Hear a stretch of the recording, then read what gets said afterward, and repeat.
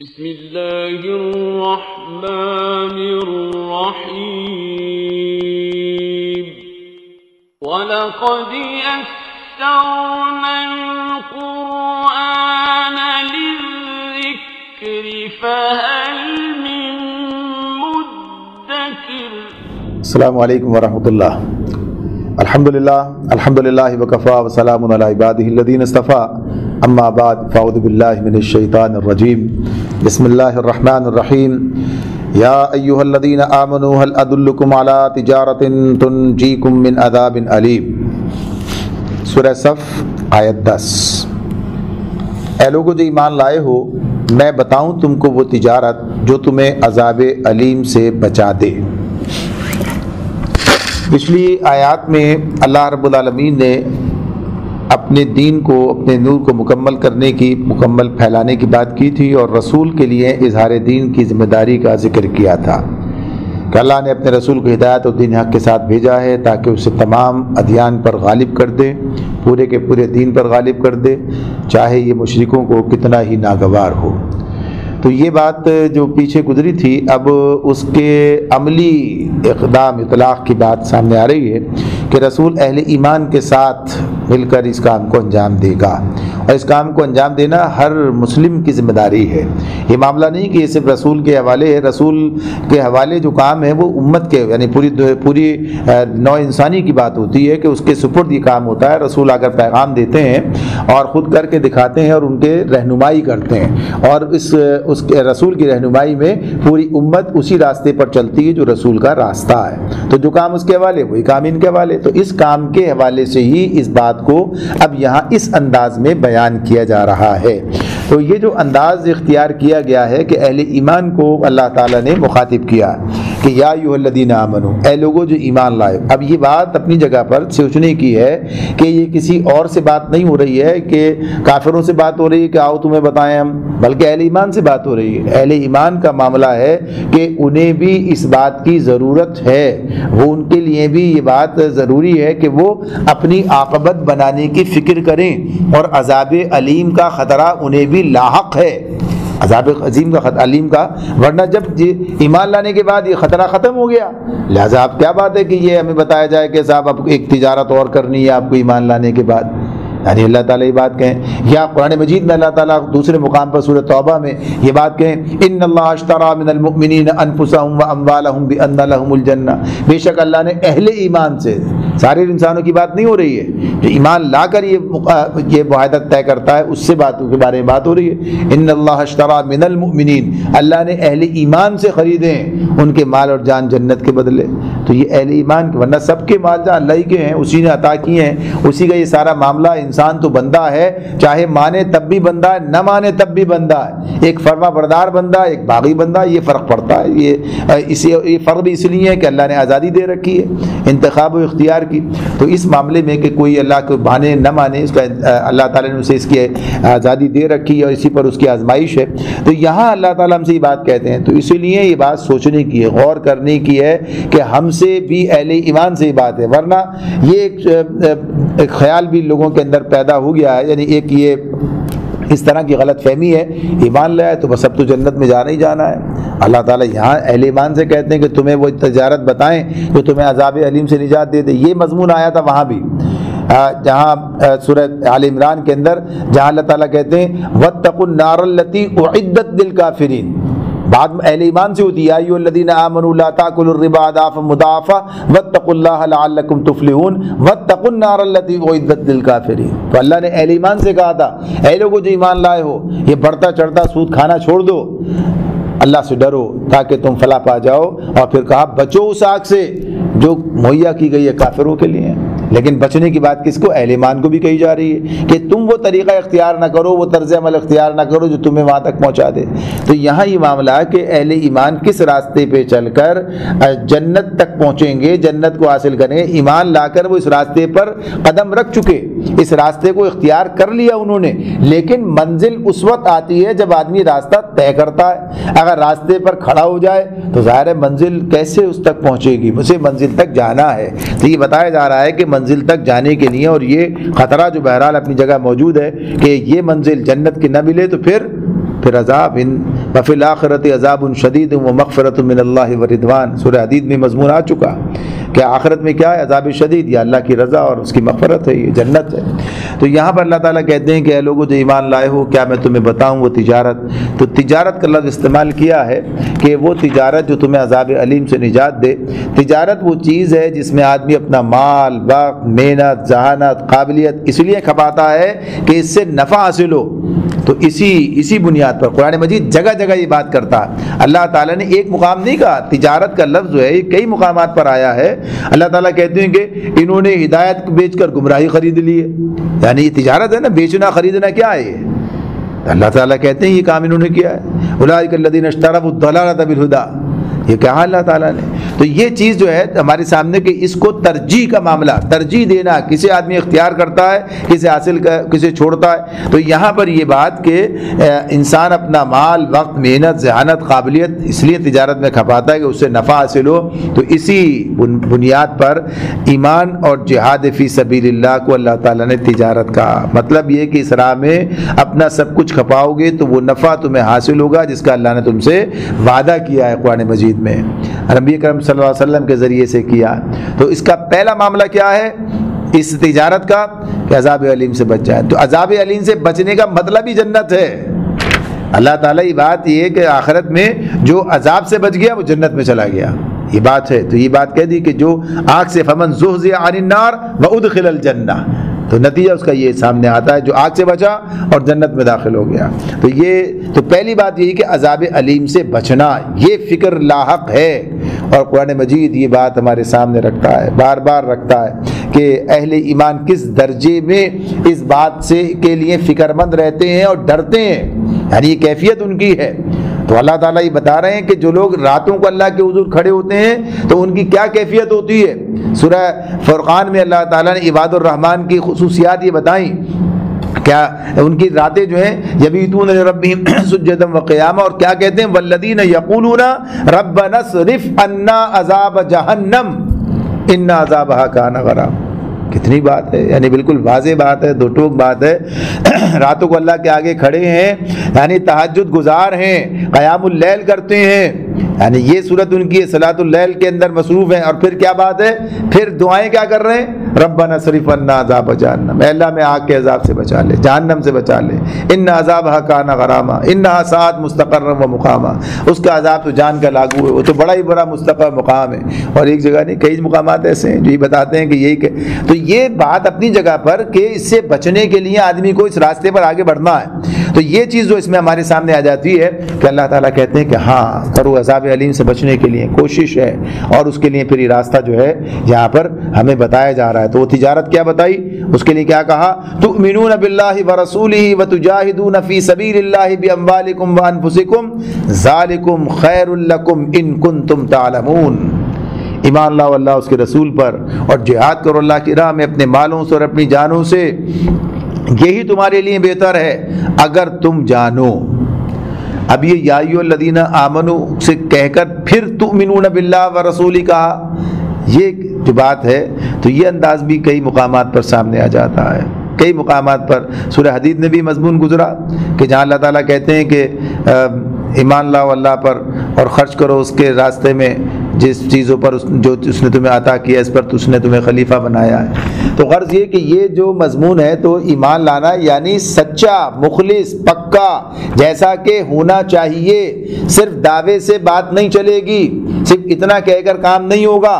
اللہ تعالیٰ یہ بات نہیں کہتے کہ اے بے ایمانو آؤ میں تمہیں بتاؤں راستہ، بلکہ اہل ایمان کے اس دعوے کو اللہ نے قبول کر لیا، لیکن اس کے باوجود پھر یہ کہا کہ آؤ ایمان کے اس مقام پر جو مطلوب ہے، ایمان کے اس مقام پر آؤ۔ اور ایمان کا وہ مقام کون سا ہے، جب آدمی ایمان کے تقاضے پورے کرنے لگتا ہے۔ تو یہاں یہ انہی کے بعد سے بات ہو رہی کہ یہ کام کرنا ہے۔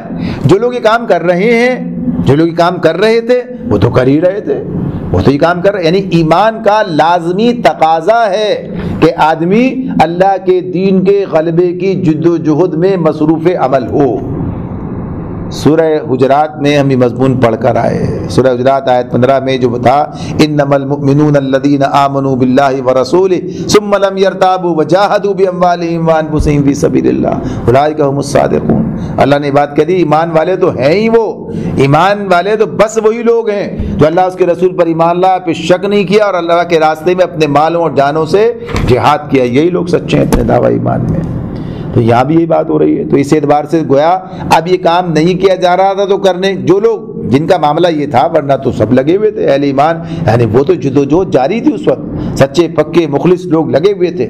تو جہاں کوئی کمزوری ہے تو اسے دور کرنے کی بات ہو رہی ہے، جہاں کوئی ابھی اضمحلال ہے، کوئی ٹھٹکا ہوا ہے تو اسے بتایا جا رہا ہے یہی راستہ ہے، چلو دوڑ کے چلو اس راستے پر.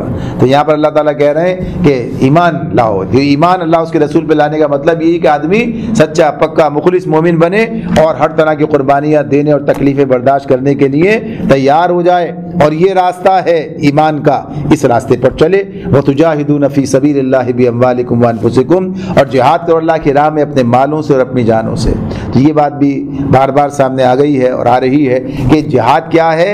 جہاد جد و جہد، یعنی انتہائی جد و جہد، جتنا امکان ہے انسان کے بس میں جو کچھ وہ کر سکتا ہے اپنی تمام صلاحیتوں کو، تمام وسائل کو، تفصیلوں کو، جہاں آدمی اس مقصد کے حصول کے لیے لگا دے، وہ جد و جہد جہاد سے تعبیر یعنی اسے کیا جاتا ہے. تو اس میں یہ بات ہو رہی ہے کہ اب اسلام جب یہ اصطلاح استعمال کرتا ہے تو اس کا مطلب ہوتا ہے کہ اللہ کے دین کو قائم غالب کرنے کی جد و جہد، اس میں آدمی اس طرح سے اپنے آپ کو لگا دے، کھپا دے. تو کہا کہ مال بھی لگاؤ، جان بھی لگاؤ.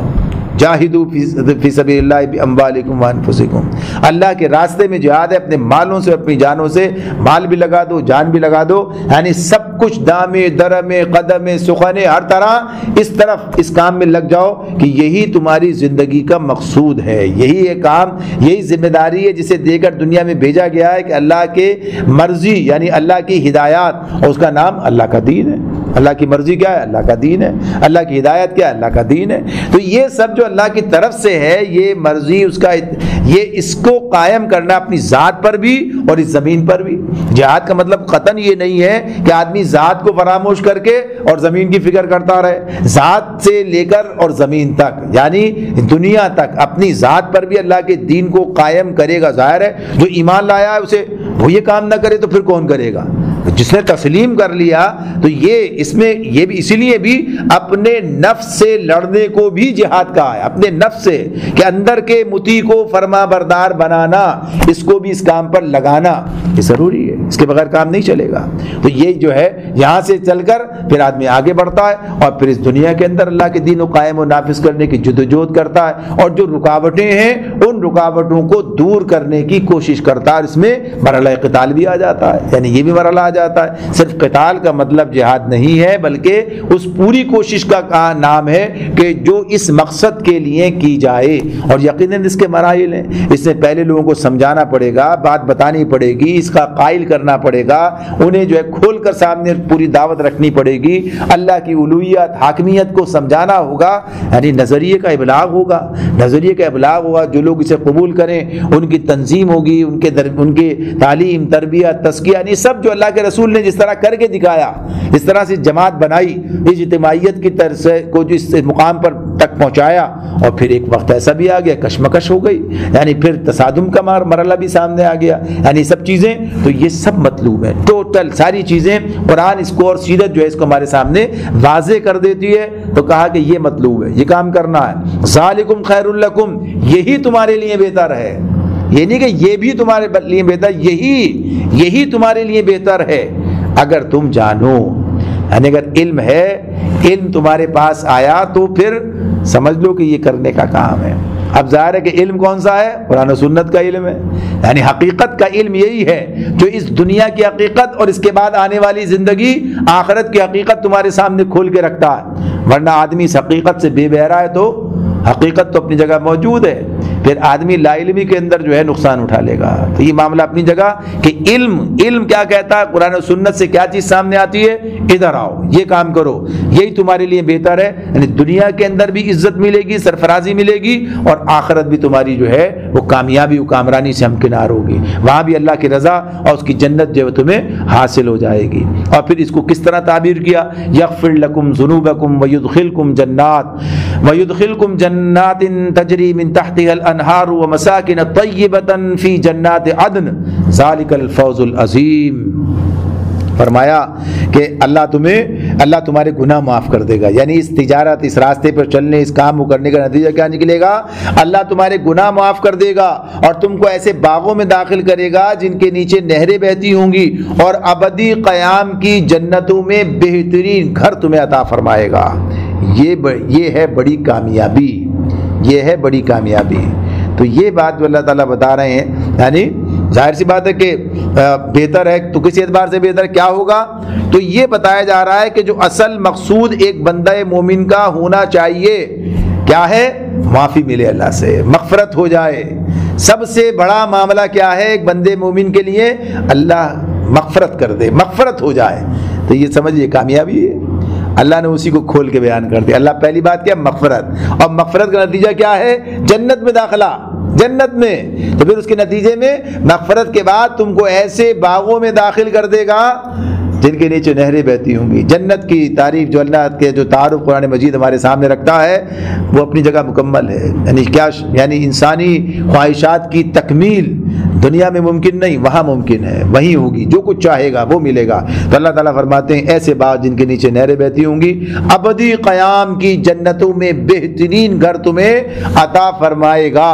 یعنی پھر اس کے اندر جو اس کی تفصیلات ہیں, جو معاملات, ابدی قیام. ایک تو معاملہ یہ دنیا عارضی, ختم ہو جانے والا معاملہ, یہاں کی کامیابی بھی عارضی, یہاں کی ناکامی بھی عارضی, یہاں کی دکھ تکلیف بھی عارضی, یہاں کے آسائش بھی عارضی, ہر چیز عیش, ہر عارضی چیز ہے. لیکن وہاں کیا ہے, ابدی قیام, ابدی مستقل رہنا ہے. تو جہاں مستقل کامیابی آدمی کو ملنی ہے اس کو چھوڑ دے. تو یہ اس راستے پر چل کر یہ ابدی کامیابی حاصل ہو جائے گی انشاءاللہ. اللہ تعالیٰ کا یہ وعدہ ہے. اللہ تعالیٰ کہتا ہے یہ ہے بڑی کامیابی, ذالک الفوز العظیم, یہ ہے بڑی کامیابی. یعنی یہ مغفرت ہو جانا, جنت میں داخل ہو جانا, یہ کامیابی ہے, یہی فوز العظیم, بڑی کامیابی ہے. باقی جس کو بھی انسان کامیابی سمجھتا رہے وہ سب اس کی اپنی غلطی ہے, اپنی کم فہمی ہے, اس کی اپنی لا علمی ہے, اس کی اپنی وہ کہیے کہ مختلف قسم کے حوالے سے حالات سے جو ہے اس نے سمجھا ہے, تو یہ اس کی لا علمی کا معاملہ ہے, یہ اس کی غلط فہمیوں کا معاملہ ہے. اصل کامیابی ذالک الفوز العظیم, مغفرت اور جنت, یہ عظیم کامیابی ہے. اور پھر وَأُخْرَىٰ تُحِبُّونَهَا نَصْرٌ مِّنَ اللَّهِ وَفَتْحٌ قَرِيبٌ وَبَشِّرِ الْمُؤْمِنِينَ. اور وہ دوسری چیز جو تم چاہتے وہ بھی تمہیں دے گا, اللہ کی طرف سے نصرت اور قریبی میں حاصل ہو جانے والی فتح. اے نبی اہل ایمان کو اس کی بشارت دے دو. اب یہ بات اصل چیز جو مطلوب ہے اس کا ذکر پہلے ہو گیا. اصل چیز جس کے لیے انسان کوشاں ہے, جہاد فی سبیل اللہ کے اندر مصروف ہوتا ہے, اللہ کے دین کے غلبے کی جدوجہد کرتا ہے, یعنی اللہ کے بتائے ہوئے راستے پر چلتا ہے, اپنا مال, اپنی جان, یعنی اپنے اوقات, اپنی صلاحیتیں سب کچھ لگاتا ہے, وہ کیا ہے, وہ جنت کا سودا ہے, وہ جنت کا سودا ہے. اللہ تعالیٰ نے بھی یہ بات کی ہے جو سورہ توبہ کی آیت کا ذکر ہوا کہ اللہ نے کہا کہ اللہ نے اہل ایمان سے ان کے مال اور جان جنت کے بدلے خریدے ہیں. معاملہ صرف اتنا ہے, یہ معاملہ اسی اعتبار سے. لیکن اللہ تعالیٰ نے یہ خود اپنی طرف سے یہ وعدے کر رکھے ہیں کہ دنیا میں بھی سرفرازی ملے گی, دنیا میں بھی عزت ملے گی, دنیا میں بھی حیات طیبہ ملے گی, دنیا کے اندر بھی تمہیں امامت کا تاج پہنایا جائے گا. اور بہرحال یہ اجتماعی جدوجہد کا نتیجہ ہوتا ہے کہ جب جدوجہد کامیابی سے ہمکنار ہو جائے. تو یہاں جن لوگوں سے بات ہو رہی تھی وہ ایک طویل وقت گزار کر اس منزل تک پہنچ چکے تھے کہ جہاں کامیابیوں کے دروازے ان کے لیے کھلا ہی چاہتے تھے. تو یہ بات انہیں بتائی جا رہی ہے کہ وَأُخْرَىٰ تُحِبُّونَهَا، اور یہ جو اخرى بعد کی چیز بعد میں، یعنی اول تو پہلا جو مقصود ہے وہ یہی ہے، اور دوسری چیز جو تم چاہتے ہو وہ بھی تمہیں دے گا. تُحِبُّونَهَا، ظاہر ہے کہ دنیا میں اللہ کے دین کے غلبے کی خواہش رکھنا یہ بھی ایک نیکی ہے، یہ بھی ایک عمدہ بات ہے. کوئی ایسی بات نہیں ہے کہ جسے کہا جائے بھئی یہ کیوں آپ نے خواہش پال لی. جنت پہ جنت تو چاہیے، لیکن اسی کام کے ذریعے چاہیے. آدمی اپنے کام کا نتیجہ اپنی آنکھوں سے دیکھنے کا خواہش مند ہوتا ہے. یہ کوئی بات ایسی نہیں کہ جسے جو ہے پسند نہ کیا گیا ہو تو اللہ تعالیٰ کہتے ہیں ہاں جو تمہیں پسند ہے جو چاہتے ہو. یعنی کیا ہے، یہ اپنی حکمرانی چاہتے تھے؟ نہ، بلکہ اللہ کے دین کی بالادستی چاہتے ہیں، اللہ کے دین کی برکتوں کو دنیا کے اندر پھیلتے ہوئے دیکھنا چاہتے ہیں. یعنی غلبہ اسلام کا اور عدل کا نظام جس کے نتیجے میں دنیا کیا سے کیا ہو جائے گی، یعنی یہ سب کچھ دیکھنے کا معاملہ، یہ موقع انہیں ملے گا. تو یہ صحابہ کرام کا دور یہ ہمارے سامنے، یعنی کیسا کیا منظر ہے، کیا نقشہ ہے دنیا کا، کہ دنیا نے وہ نقشہ دوبارہ اسلام کی صورت میں اسلام کے بغیر نہیں دیکھا. یعنی اسلام آئے گا تو پھر دیکھا جائے گا، پھر سامنے آئے گی بات. تو یہ نصرت جو ہے، فتح جو ہے، تو فرمایا کہ دوسری چیز جو تم چاہتے وہ بھی تمہیں دے گا، اللہ کی طرف سے نصرت اور قریب ہی میں حاصل ہو جانے والی فتح، حاصل ہو جانے والی فتح. اب یہ قریب سے مراد ساری قربت، ساری جو بات ہیں یہ، یعنی چاہے بعض لوگوں نے کہا کہ اس سے مراد یہ جو ابھی قریب کی بات ایک تو یہ ہو گئی اس کی بات کہ فتح خیبر کی فتح ہوئی، اس کے بعد پہلا معاملہ یہ سامنے آ گیا وہ ملی، اور پھر اس کے بعد، بلکہ یہ سارا معاملہ یہ سب کا سب، یعنی جو کچھ اس کے بعد جو ہے جتنا عروج ہوا صحابہ کرام کو اللہ تعالیٰ نے عطا فرمایا، اور دین کی دعوت جتنی پھیلی اور آگے بڑھی اور اب بھی بڑھے گی جب اس راستے پر چلا جائے. تو اللہ تعالیٰ کہتے ہیں یہ بھی اللہ تمہیں دے گا. وَفَتْحٌ نَصْرٌ مِّنَ اللَّهِ وَفَتْحٌ قَرِيب وَبَشِّرِ الْمُؤْمِنِينَ، اے نبی اہل ایمان کو اس کی بشارت دے دو. لیکن ظاہر ہے کب ہوگا؟ جب جہاد فی سبیل اللہ کو جاری رکھا جائے گا. جہاد فی سبیل اللہ کے سارے مراحل، یہ بات پھر بار بار ذہن میں رہے کہ جہاد فی سبیل اللہ سے مراد صرف قتال فی سبیل اللہ نہیں ہے، اس لیے کہ وہ جب آئے گا جب کریں گے، اور اس سے پہلے بیٹھے رہیں گے، وہ آئے گا ہی نہیں کبھی بھی مرحلہ. اس لیے کہ جو وہ تو جن بنیادوں پر آتا ہے، جس کام کے نتیجے میں وہاں تک آدمی پہنچتا ہے، وہ مرحلہ تو پہلے جو سارے کام ہیں اپنی زندگی کے اندر تبدیلی لانا، پھر معاشرے کے اندر وہ بات پھیلانا، اور پھر اس کے لیے وہ تمام اجتماعیت کا قائم ہونا، سارے مراحل جو ہیں. بہرحال تو یہ جہاد جس طرح سے اپنی پوری صحیح فہم کے ساتھ قرآن مجید ہمارے سامنے رکھتا ہے، اور نبی اکرم صلی اللہ علیہ وسلم کی اپنی پوری سیرت جو ہے ہمارے سامنے، کہ آپ نے اول دن سے آخر دن تک یہی کام کیا ہے، چاہے وہ مکے کے اندر ہو چاہے مدینے کے اندر ہو. تو جو بھی مرحلے ہیں سارے کے سارے اسی کا حصہ ہیں. تو یہ کہا کہ پھر یہ نصر من اللہ و فتح قریب کا آغاز وہاں سے، اس کے بعد پھر یہ نتیجہ ہے. آدمی ورنہ کہتا شاید بس ایسے ہی ہو جائے گا.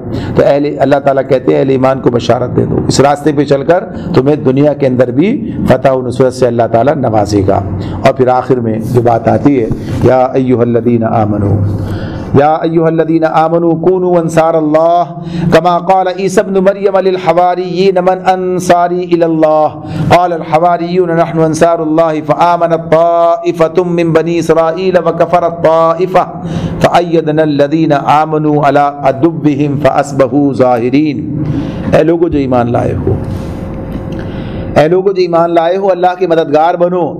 جس طرح عیسیٰ ابن مریم نے حواریوں کو خطاب کر کے کہا تھا کون ہے اللہ کی طرف بلانے میں میرا مددگار، اور حواریوں نے جواب دیا تھا ہم ہیں اللہ کے مددگار.